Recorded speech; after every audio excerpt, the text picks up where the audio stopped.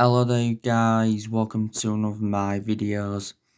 So according to Fabrizio Romano, he has spoken to someone who's close to Bruno Fernandes, and he says that there is no problem between Bruno Fernandes and Ole Gunnar Solsjaer. It is false. And he said Bruno Fernandes is happy at Manchester United and he's behind Ole Gunnar Solsjaer, because there was reports coming out yesterday afternoon saying that Bruno Fernandes has lost faith in Ole Gunnar Solskjaer and he wants him out of the football club.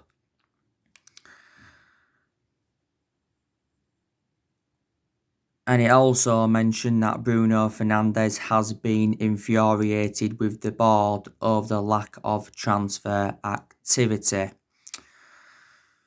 Even Bruno Fernandes has dismissed the speculation, as well as what Fabrizio Romano has said.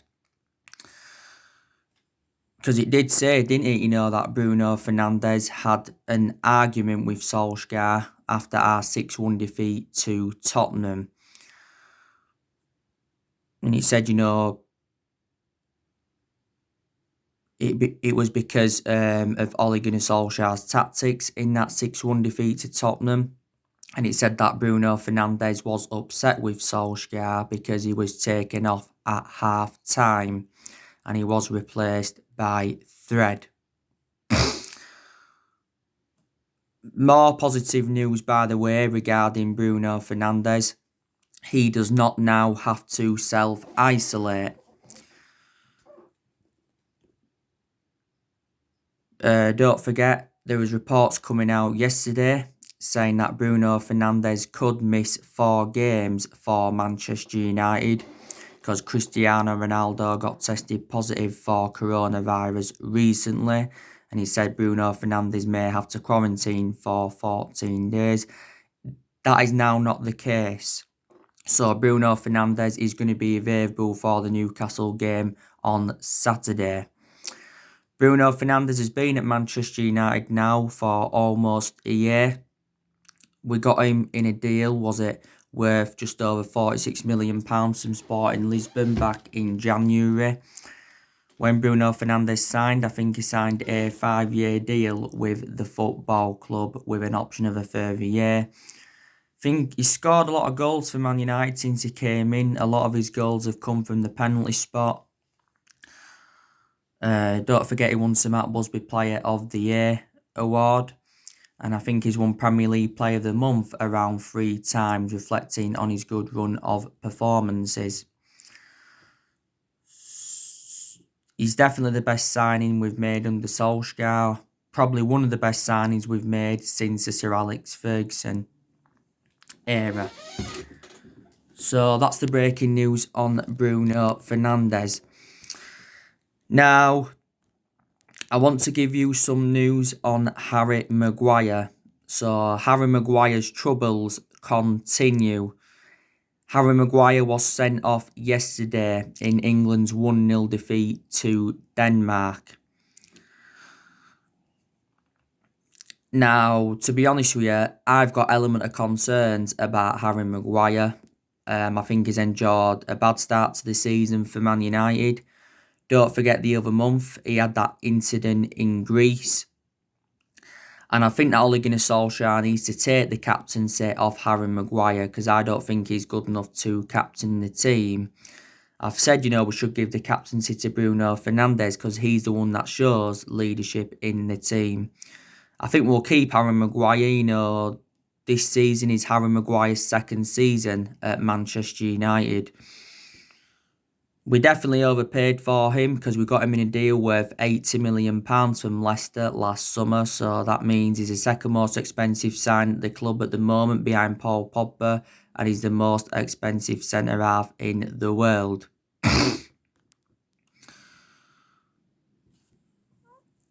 So Solskjaer's got a decision to make on who he's going to go with in his back line. against Newcastle on Saturday. Obviously, Eric Bailly's unavailable. Eric Bailly sustained a hamstring injury whilst he was on international duty with Ivory Coast. I like Eric Bailly a lot, but he's just too injury prone. I think he is a better centre-half than Victor Lindelof, to be honest with you. So that is the breaking news on Harry Maguire. Now, I think Solsjaer's got to make a decision on David De Gea. Now, Spain lost recently against Ukraine by 1-0, and it was yet another mistake from David De Gea. David De Gea is not good enough anymore. This season is his 10th season at Manchester United, and I've already said that De Gea shouldn't remain our number one. I think, Solskjaer should put Dean Henderson as our number one, because I think now Dean Henderson is reliable enough to become our number one goalkeeper. He has got that experience behind him. Dean Henderson's been at Man United since the age of 14, so he has been part of the club for several years. Don't forget, Dean Henderson enjoyed 2 successful loans with Sheffield United. Quite a few weeks ago now, Dean Henderson signed a 6-year contract with the football club worth 120 grand a week. In Dean Henderson's last 2 games, he's kept 2 clean sheets. In David De Gea's last 3 games, he's let 11 goals in for Man United. So, just shows you, doesn't it? De Gea has made over 400 appearances for us in all competitions. 300 odd of those appearances have come in the Premier League. And David De Gea has won everything domestically at the football club, and he has won individual awards reflecting on his good run of performances over the years. But I think it's the last couple of years, at least, David De Gea has been a liability.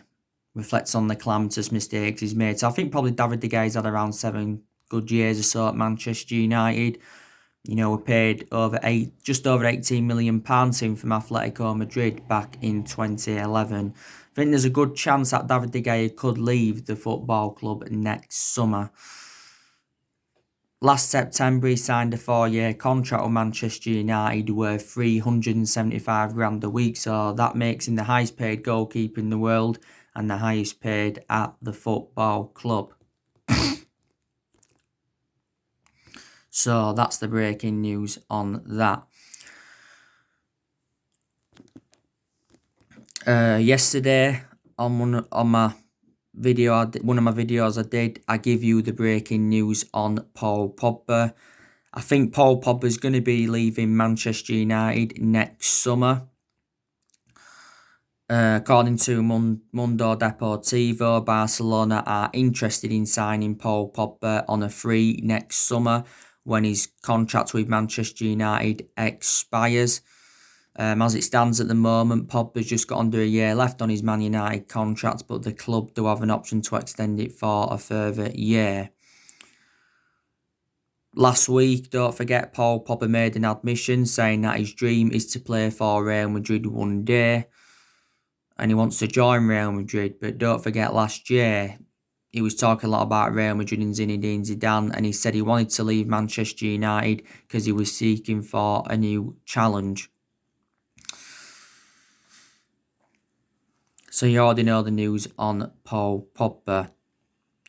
Now, like I've said to you already, I expect Ole Gunnar Solsjaer to get sacked as Manchester United manager. I said the only way he can avoid getting the sack, and that's if results improve, if players improve, if Solskjaer improves his decision making, because I think in a lot of his games at Manchester United he's being very tactically naive.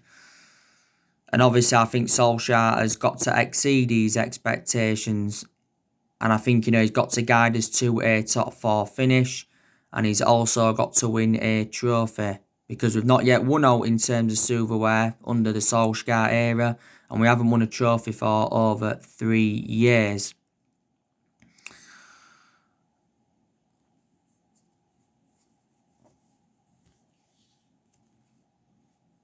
But it said yesterday that our players are expecting Solsjaer to be sacked, but they are still backing the manager. This was stemming from Scott McTominay. Ed Woodward said last week he is prepared to sack Solskjaer if this poor run of form continues. But Woodward said quite a few times last season, even when went through them bad periods, he said that Ole Gunnar Solskjaer's job is safe. You know, this is his second full season at the football club, Solskjaer's. And he's been at Manchester United now for almost 2 years, including the 3 months when he was the interim manager. Now, it'll cost Manchester United only £4 million to sack Solskjaer. That's totally contrast to the £18 million that were paid to get rid of Jose Mourinho. Solskjaer's under contract at Man United till 2022, so that means he's just got under 2 years left on his current contract. We've enjoyed a very bad start to this season so far. We've lost 2 of our opening 3 league games. And both them defeats have come at home, and it's the first time we've lost our first 2 opening league home games in 34 years. So we're sitting 16th in the Premier League at the moment, so we are near the relegation zone. And Solskjaer's in the same position as he was in at the first part of last season, because at the first part of last season, he was under serious pressure because we'd enjoyed our worst start ever to a Premier League season. Now, like I've said to you, I want Ole Gunnar Solskjaer's managerial tenure at Manchester United to work out because I like him a lot. He's a club legend and he was a great player for us for 11 years. He flourished under Sir Alex Ferguson's guidance. But I just think as a manager, he's not good enough because he hasn't got that proven pedigree, has he? Manchester United is the 3rd club in his managerial career, Solskjaer's. Obviously, before he was with us, he was at Mould, won a few Norwegian titles and that with Mould. And before he was at Mould, he was at Cardiff. And his record at Cardiff was disastrous. He enjoyed a short tenure with them. The main explanation he got sacked from Cardiff is because he ended up getting Cardiff relegated, didn't he?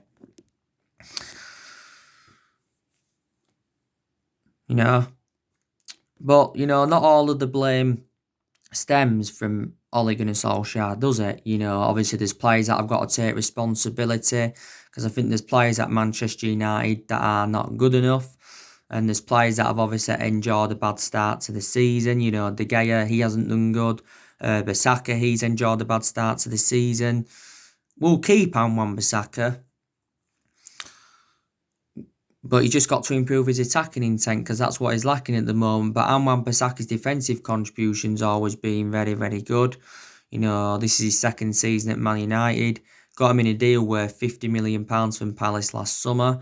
Lindelof, I don't think he's good enough to represent Man United, and he's definitely got to improve. Harry Maguire, he's obviously got to improve. Luke Shaw, he's enjoyed a bad start to the season. Pogba, he's enjoyed an abysmal start to the season. Fred, McTominay, Matic, they haven't had the best of starts to the season. So, there you go. And obviously, there's still a few more players at Manchester United are looking to offload. We're obviously looking to offload Jesse Lingard. We're looking to offload Marcus Rojo. We're looking to offload Phil Jones. Don't forget Sergio Romero. He's open to leaving the football club. Daniel James, I think next year we'll sell him. Towards the end of the summer transfer window, Solskjaer said he was prepared to sell Daniel James for around £25 million. But our board had a disagreement over this transfer plan.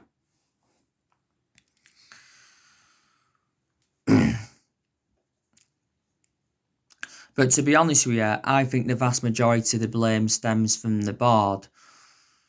Because Woodward and the Glazers and that haven't backed Ole Gunnar Solskjaer enough. I don't think any of our managers have been backed enough since at the Alex Ferguson era. So Moyes weren't backed enough. Van Gaal weren't backed enough. Mourinho weren't backed enough and Solsjaer hasn't been backed enough. We missed out on all of Ole Gunnar Solskjaer's priority targets in the summer transfer window. We missed out on Jadon Sancho. We also missed out on Jack Grealish. We missed out on Nathan Ake. Missed out on Kalidou Koulibaly. Missed out on Jude Bellingham. Missed out on Sergio Reguilon, which was a disappointment because in reality we should have signed Reguilon. We also missed out on Bale. Missed out on Erling Haaland back in January. Like I said, it was a shame we missed out on Erling Haaland because he would have been an Ole Gunnar Solskjaer type signing and that. But our recruitment policy has been poor for several years, and we've also overpaid for players in recent years. And these are the reasons why we've been so critical of the board. I want the board out.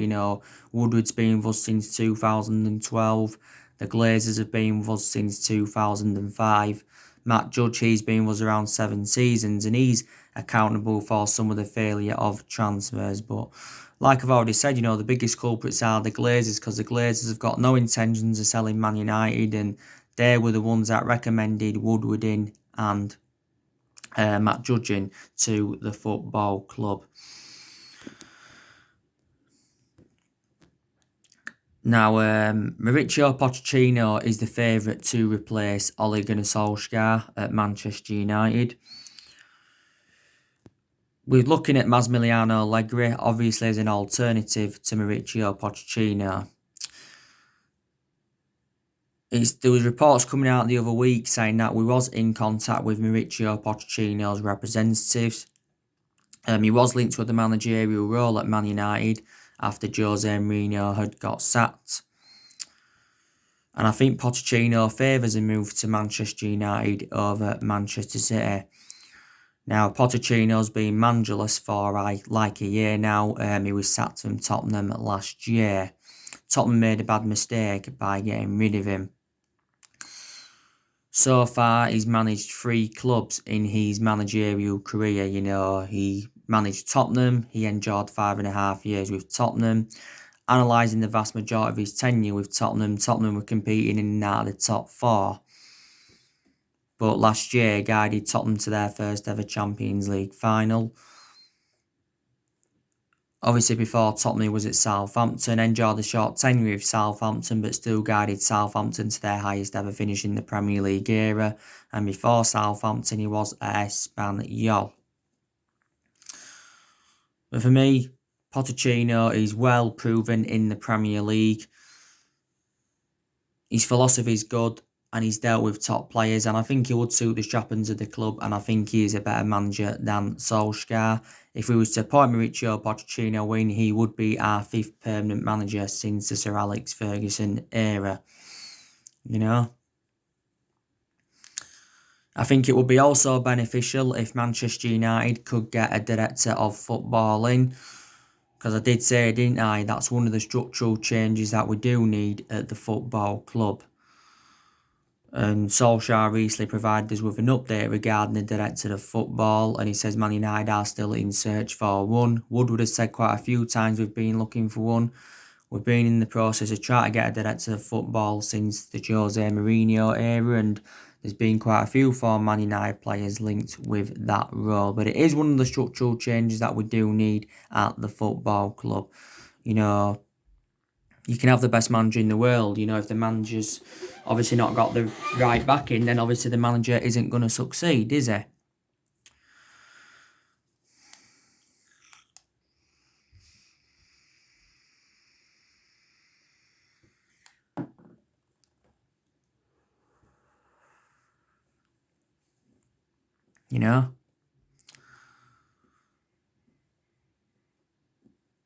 Manchester United, by the way, do go up against Newcastle on Saturday, and it's very imperative that we do get back to winning ways.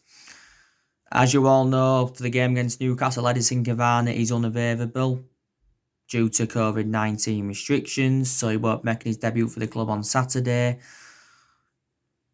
Martial is unavailable because he's got a 3-match suspension because he got sent off in the 6-1 defeat to Tottenham. I don't think that was the right decision, no.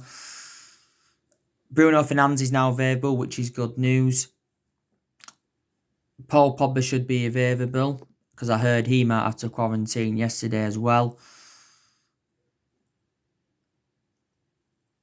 Alex Telles, he should be making his debut for the football club. And Palistre, he could be making his debut for the football club. So it's going to be interesting to see how Solsjaer lines up.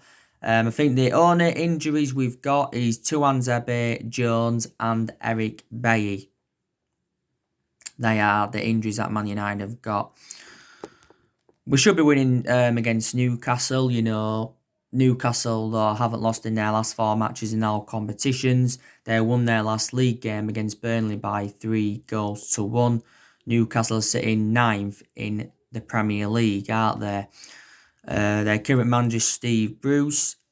I think a lot of Newcastle fans would have been upset when Rafa Benitez resigned from them last year, because I thought Rafa Benitez was a very, very good manager. The Saudi Arabians were supposed to be taking over Newcastle, but obviously never happened. So Mike Ashley's still currently their owner. He's been their owner for like the last 13 years or so. Newcastle, to be fair, made some good signings in the summer transfer window. You know, they brought likes of Jamal Lewis in. I think I've heard he's out with injury. They brought Callum Wilson in. They brought Ryan Fraser in, and they brought Jeff Henrik in. We lost this fixture at St James's Park last season by 1-0. We've got PSG after Newcastle in the Champions League. It's going to be our first game in the group stage. We don't forget we've named the 25-man squad for that. The next league game after Newcastle is obviously Chelsea, another hard game for Manchester United. Leipzig's coming up soon, then Arsenal's coming up. So difficult period for us. I think the next 2 or 3 games are crucial for Ole Gunnar Solskjaer. I really, really do. But like I've said to you, I have taken positives from his tenure. Not everything's negative regarding Solskjaer, is it? You know, I think he's made some good signings so far. Since he got appointed in as Man United manager, he's spent over £200 million at the football club. In the summer of 2019, he brought Daniel James in, Wan-Bissaka and Harry Maguire. In January this year, he bought Bruno Fernandes and he brought Odin Igalo in on loan. And in this year's summer transfer window, he brought Donny van der Beek in, he brought Cavani in, Alex Telles, Facundo Palistre, and he brought Amad Traore in. Amad Traore will be joining the football club in January, as you all know. I like the way Solskjaer's promoted the youth, because the young players have been given their opportunities. We've also had some good periods under him. You know, was it the second part last season? Went on a 19-game unbeaten run in all competitions. Went on a 14-game unbeaten run in the Premier League. Did well in that 3-month period when he was the interim manager. We've also seen a lot of players leave since Solskjaer got recommended in to the football club. Last season, our record against the top 6 sides was pretty good. You know, Solskjaer beat Pep Guardiola 3 times last season. He beat Frank Lampard 3 times last season. He overcome Jose Mourinho once. So these positives you can definitely take. And Solskjaer's won over 50 games as Manchester United manager. He's nearly managed 100 games now for us in all competitions, hasn't he? Last season, he also did very, very well. Exceeded most of his expectations. He got us qualification for the Champions League. We also finished 3rd, and he did guide us to 3 semi-finals. That was the FA Cup semi-final, the Europa League semi-final, and the EFL Cup semi-final. You know. But Solskjaer is our 4th permanent manager since the Alex Ferguson era. We've sacked 3 managers since the Ferguson era, and that was obviously Moyes, got sacked after 8 or 9 months. Louis van Gaal got sacked after 2 years, despite winning the FA Cup, and Jose Mourinho, he got sacked after 2.5 years, despite winning the Europa League, the League Cup, and the Community Shield in his first season at Man United. I think he also got 2nd in his first season, did Mourinho.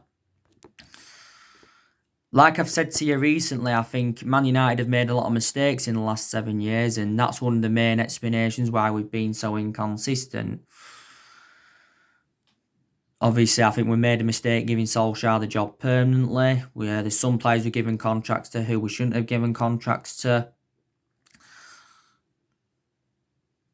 I think, we made a mistake by getting rid of Lukaku and Herrera. Some Manchester United fans think we made a mistake by sacking Jose Mourinho. Obviously we made a mistake by recommending Woodward and Matt Judge into the football club. So, yeah, mistakes have been made, obviously. But I think, we've still got good players in our team that are very consistent. You've got Rashford, very good player. You've got Martial, good. Hasn't had the best starts this season, but I still highly rate Martial. Greenwood, very, very good. Brandon Williams, good. What's going to happen now, though, with Brandon Williams following the arrival of Alex Telles? Bruno Fernandes, very good. Donny van der Beek, he's proven to be a good signing so far because he's enjoyed a fantastic start to his Manchester United career. But quite frankly, there's still deadwood at Manchester United, isn't there? I think in January, we need to get a centre-half in. Probably need to make around 1 or 2 signings in January, don't we? It's going to be interesting to see who are we going to sign in January. I think we're going to reignite our interest in Sancho. We'll probably try and go back in for Ousmane Dembele. Maybe we could even go in for Ismaila Sarr, couldn't we? But I think Man United are at least 3 to 4 years off from winning the Premier League title, at least. We haven't won the Premier League since 2013. Last time we won it was in Sir Alex Ferguson's last season, wasn't it? So anyway, guys, that's everything to update you today. Drop your comments, likes below on the channel. If you do, consider subscribe as always, and take care. God bless. See you all again very, very soon.